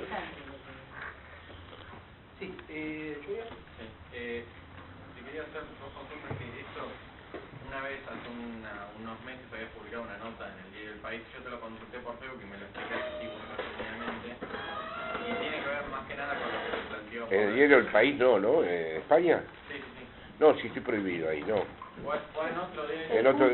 .es, No, publico diario.es, ya no, también me prohibió. Ahora publico en Cuarto Poder y en Público. Sí, me confundí. Bueno, Vale. La primera tiene que ver con esta distinción que haces entre populismo siempre como en la izquierda como variable emancipatoria y después el neoliberalismo. Lo que yo te quería consultar, probablemente me vas a destrozar. No, ya has visto que no. Si es que vos al relegar esta cosa de la izquierda como la variante emancipatoria no está en parte destruyendo el propio postestructuralismo de Ernesto al caer en el esencialismo que la izquierda siempre es progresista. Y yo creo que hay distintas concepciones incluso de la propia izquierda, tenés desde los que votan en blanco hasta los que intentan articular hegemónicamente. Y con eso... Yo no creo que la izquierda sea progresista. Y tampoco me interesa el progresismo, debo decir. Nunca me consideré progresista. Me considero un populista de izquierda. Me considero, si llevamos las cosas al extremo, como hablo con un amigo en España, revolucionario en lo económico, conservador con respecto al sujeto y reformista con respecto a lo institucional.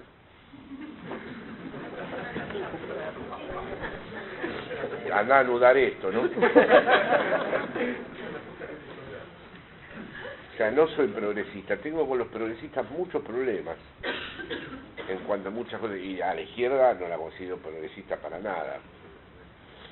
No creo que haya hecho bien el análisis ni el duelo de lo que sucedió con sus propias experiencias socialistas, ¿no? O sea que yo estoy en el antiesencialismo de Ernesto. Ahora vos podés decirme, sí, pero al reducir el populismo de izquierda, y entiendo tu planteo, ¿no?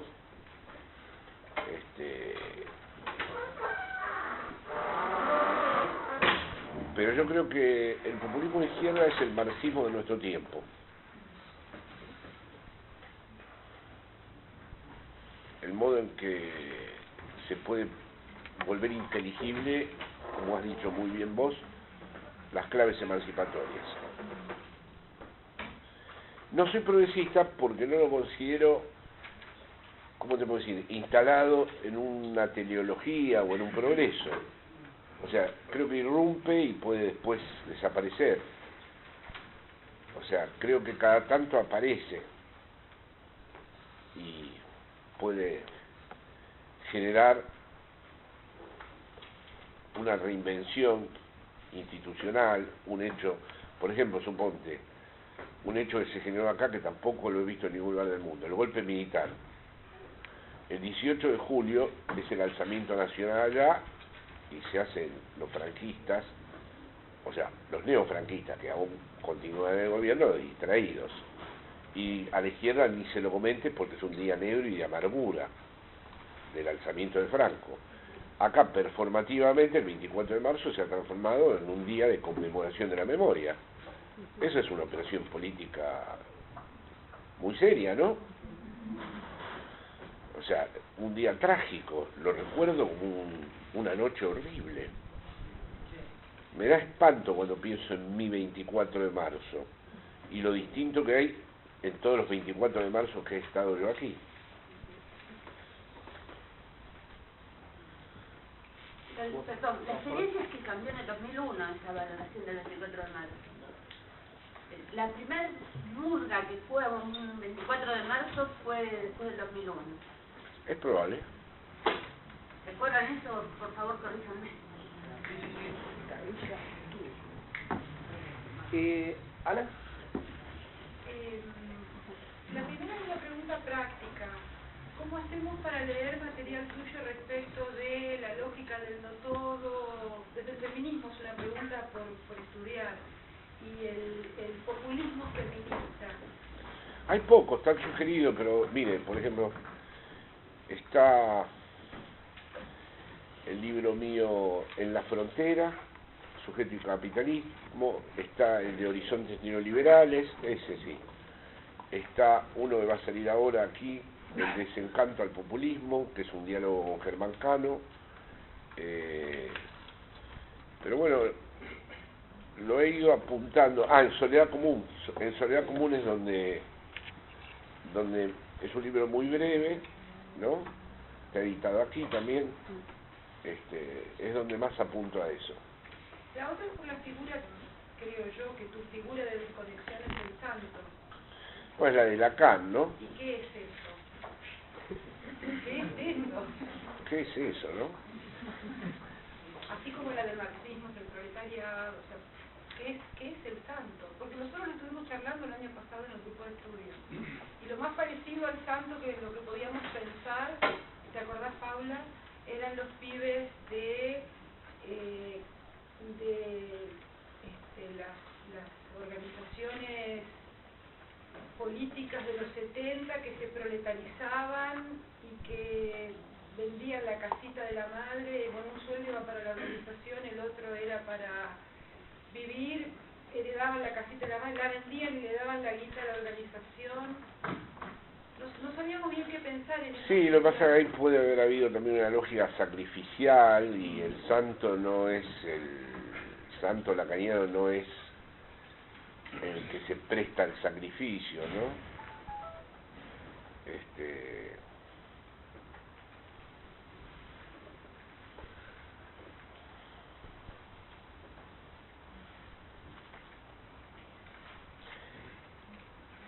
Mi idea para esbozar algo así como la santidad es alguien que por empezar ama una causa, aunque la causa no tenga ninguna garantía de éxito, y que no se deja dominar por el modo de goce del neoliberalismo.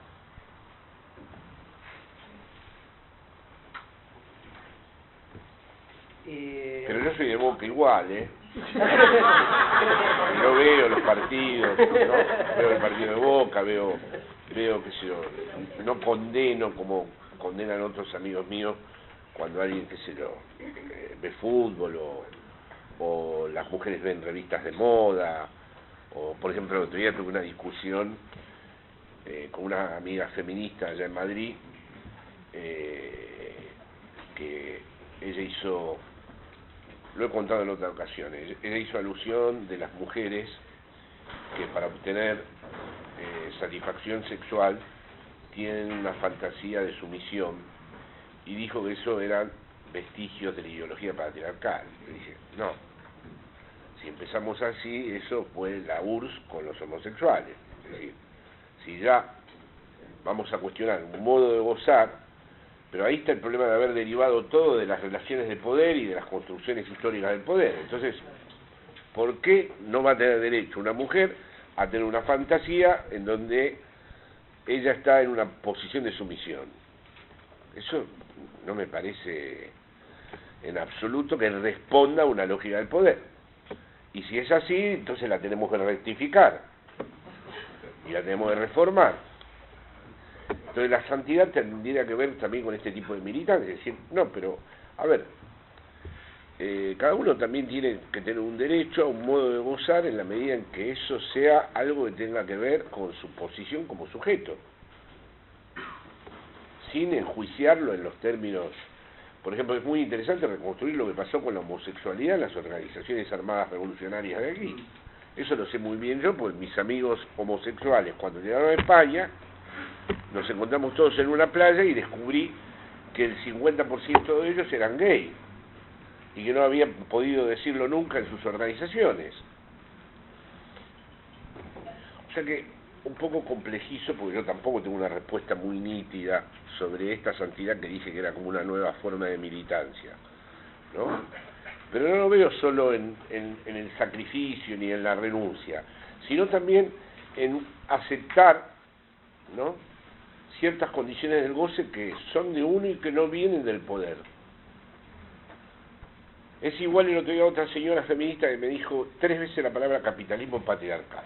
Y dije, bueno, sí, pero cuidado con esa palabra, porque el padre es una función que le permite a los sujetos que no intervenga el juez y la policía. Cuando no hay padre, ya sí quedan el juez y la policía. Así que no vayamos tan rápido en la serie juez, policía, padre, como si fueran las 3 cosas parte de lo mismo. Pero bueno, son todos temas a...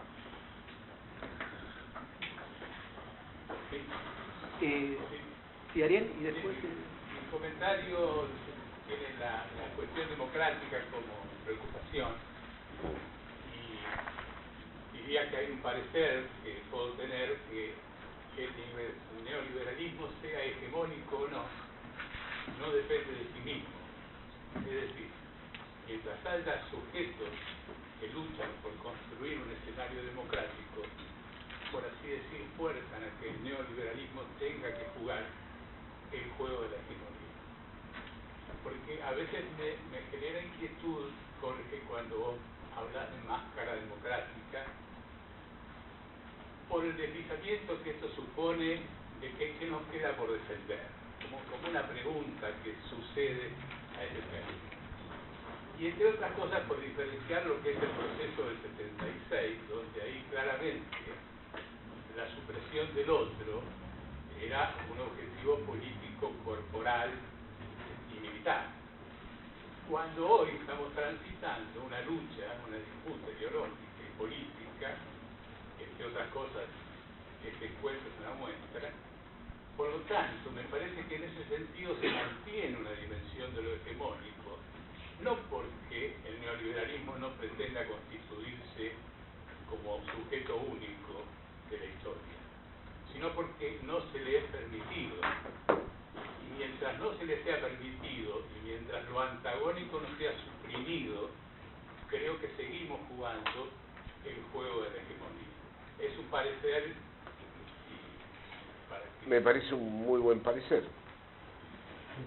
O sea, yo lo que digo es que en esencia el neoliberalismo tendencialmente va hacia el estado de excepción porque la gente siente que cuando vota no vota nada importante ni decisivo con respecto a su vida, que todo ha sido decidido en un lugar que no, el voto no, o sea, no nos han dejado votar si se pagaban los fondos buitres, ni si se endeudaba. Allá la gente no vota en qué guerra se participa siquiera. O sea, directamente le han tirado una bomba a un país y le has prestado tus bases. España le acaba de prestar las bases a Donald Trump para tirar la bomba en Afganistán. ¿Alguien votó esto? Yo no quiero saber nada con eso. Veo una trama delirante de negocios, petróleo, con Arabia Saudí, con... o sea, entonces, entiendo muy bien su parecer. Es verdad que de todas maneras yo puedo vivir en España, que no es una dictadura, que no es lo mismo que ahora estamos en este momento aquí, ¿no? Entonces, digo, bueno, efectivamente, son gobiernos neoliberales que mantienen un semblante democrático, ¿no?, que debemos distinguir de las dictaduras históricas, ¿no? Porque si no, no estaríamos viviendo ni aquí, ni allá, ni... Entonces, comparto su punto de vista. Simplemente decía, bueno, pero es que tendencialmente, y es lo que aprovechó la ultraderecha, ahora en Austria también va en ascenso, está en ascenso en varios países de Europa, y de lo primero que se benefician es que la gente esa democracia ya cada vez la experimenta menos con respecto a las cosas decisivas de su vida, ¿no?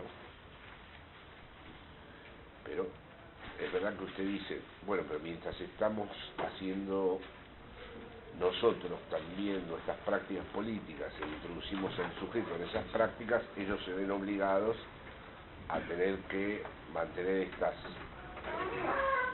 apariencias. Lo que pasa es que yo no sé si la gente calibra aquí que ha ganado las elecciones un tipo que dijo que podría disparar en la Quinta Avenida a una persona y igual sería votado, que ha dicho que va a construir un muro que van a pagar los propios mexicanos y que los va a deportar, y que en Francia está en cabeza una señora que dice que le va a retirar la nacionalidad a los inmigrantes que no demuestren una correcta integración. O sea, el retiro de la nacionalidad. Pero eso sería por ahí otra parte del neoliberalismo. Sí, pero son palabras que se han pronunciado, ¿no? Aparte de mandar un barco de la Marina a hundir un barco de refugiados, ¿no? ¿Dos más? Sí, vamos, pues, dos ¿no? más y vamos, sí. Etiqueta, cortita, y después cierra el chofer. Acá, Jorge, atrás. Sí. Cuando te referías a la construcción de hegemonía, mencionabas que no veías en el caso atrás y estuvieran construyendo hegemonía. ¿Cómo, perdón? Mencionaba. Vos mencionaste algo así como que no veías que estas derechas actuales estén construyendo hegemonía. Ajá. Se trataba de ejecutar tareas o de hacer negocios. ¿Sí puede ser? Sí. La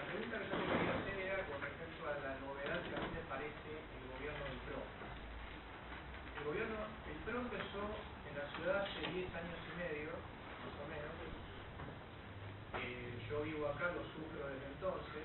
En realidad te cuento desde que llegaron a Boca, ya es un martirio, 20 años prácticamente, que sufro el macrismo. Y lo que vi es construir desde un partido vecinal que no podía despegar de la ciudad, un partido, una alianza que después logró en algún momento aprovechar el aparato territorial de la UCR, el aparato mediático de la coalición cívica, y logró hegemonizar y poner su candidato y llegar a la presidencia. En esto que vos decías muy bien, que en un año y pico les alcanzó para hacer lo que tenían que hacer primero, me parece clarísimo, pero creo que hay algo más que tienen para hacer, que lo empiezan a hacer ahora. Tomo el ejemplo del caso del Inca. Es tomar desde cada repartición del Estado las grandes o pequeñas cajas con las que ellos centralizan sus negocios. El modelo que hicieron en la ciudad, ¿no? O sea, la unidad de negocios dentro de la ciudad fue centralizar bajo el nombre de, como hay corrupción, para dar transparencia, no va a haber intermediarios, si centralizamos todo. Acá lo empezaron a hacer con los hospitales, a los que dejaron a los directores vacíos y hasta lo que fue una filial tenían que pedirse al Ministerio de Salud, y esto lo van llevando a todas las reparticiones. Probablemente en los 2 años y pico que venga vamos a tener muchos Inca, como además ya centralizaron la obra pública, por ejemplo. La pregunta puntual es, ¿esto vos lo pondrías dentro de la lógica de procedimientos que decías del grupo de tareas de la banca que viene a hacer todo lo que puede? ¿O le ves la mínima probabilidad de que haya un proyecto de mediano plazo que tenga que ver con el intento de construir hegemonía? Un procedimiento que lo has descrito perfectamente en el área de los negocios, ¿no? En Aerolíneas Argentinas ya empezó, por ejemplo, ya se cerró la oficina de Madrid, ya cuando la vi, fui a comprar el billete y no había más oficina, entendí que lo que va a pasar. Un procedimiento de esta naturaleza, donde se van sumando la obtención de distintas cajas que se redistribuyen,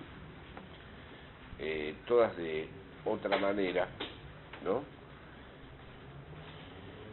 ¿Con qué elementos va a construir la hegemonía? ¿Con para qué la necesita? Si ya ejerce el poder de hacer esto, ¿qué necesita? Un poco de pinturas de Durán Barba de coach y de autoayuda, mezclada con comentarios, bueno, luego están todos los canales de televisión, pero si el punto de partida es la desimbolización y la deshistorización, ¿no? Es decir, el presidente habla desde el presente absoluto, no hay más visión histórica, ni hay más interrogación sobre cuál es el lugar de Argentina en el mundo, ni hay más interpretación de ningún capítulo de la historia. Es todo el tiempo obstáculos que pusieron otros que nosotros vamos a superar para ser felices. Como se arman hasta las fundaciones de lavado se llaman sé tú mismo, ayuda a crecer, qué sé yo. Bueno, yo no sé, yo no puedo llamar hegemonía en el sentido de la CLO a eso porque en el sentido de la CLO la articulación es muy compleja, muy improbable. Si ya en la CLO es muy improbable porque exige verdaderamente que distintas diferencias constitutivamente heterogéneas, ¿no?, pasen a un grado equivalencial sin estar nunca perdiendo del todo su singularidad, esto que hace este gobierno yo no lo veo en absoluto en esa lógica, ¿no? Por más para seguir haciendo los negocios desde la institucionalidad, ni siquiera por ahí. Sí, claro, es que todo eso existe. Es una especie de relato, como una especie de narrativa. La autoayuda tiene su narración, ¿no? Entonces, por ejemplo, aquí no hay nada afirmativo. Todo es lo mal que ha sido lo otro, ¿no? Todavía no escuché nunca el aspecto, ni los propios, ni sus mercenarios más directos duran 5 minutos hablando afirmativamente de algo. Lo que son es todo el tiempo expertos en describir el gran horror que había antes y del que hemos... Sí, por supuesto de que hay un discurso, hay un proyecto cultural, hay recursos que mezclan coach, buenas ondas, viernes de bicicleta, relax, distendidos, todos somos amigos, los odiadores, los que ponen obstáculos. Hay muchos núcleos de sentido que yo admito, yo no digo que eso sea un poder mudo. Yo simplemente digo que la lógica específica de la articulación hegemónica yo no la veo cumplirse.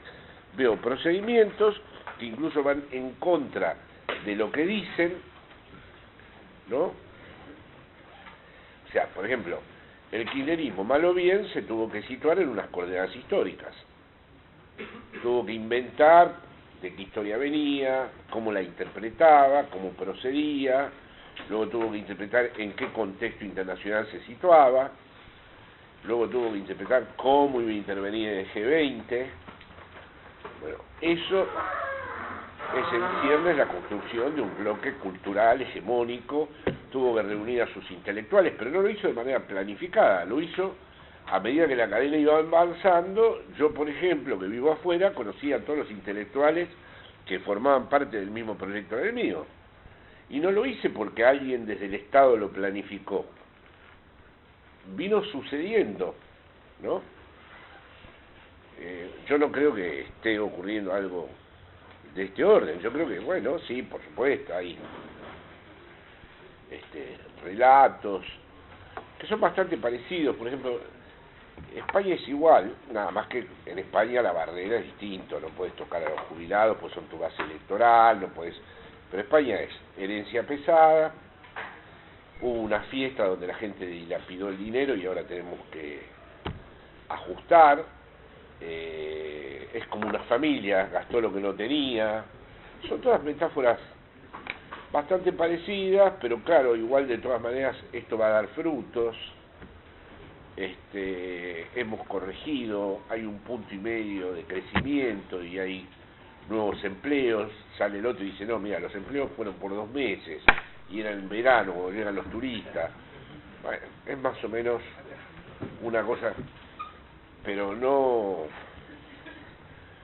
Sí, son núcleos de sentido, hay discursos que acompañan eso, pero eso no responde a la lógica, a la estricta lógica que describió Laclau como articulación hegemónica, ¿no? No, gracias, José. Bueno, cerramos acá, Sí, Jorge, sí. porque sabemos que te tenés que ir a la carpa itinerante, entonces... Que ya no sé muchísimas qué gracias. decir ahí, porque...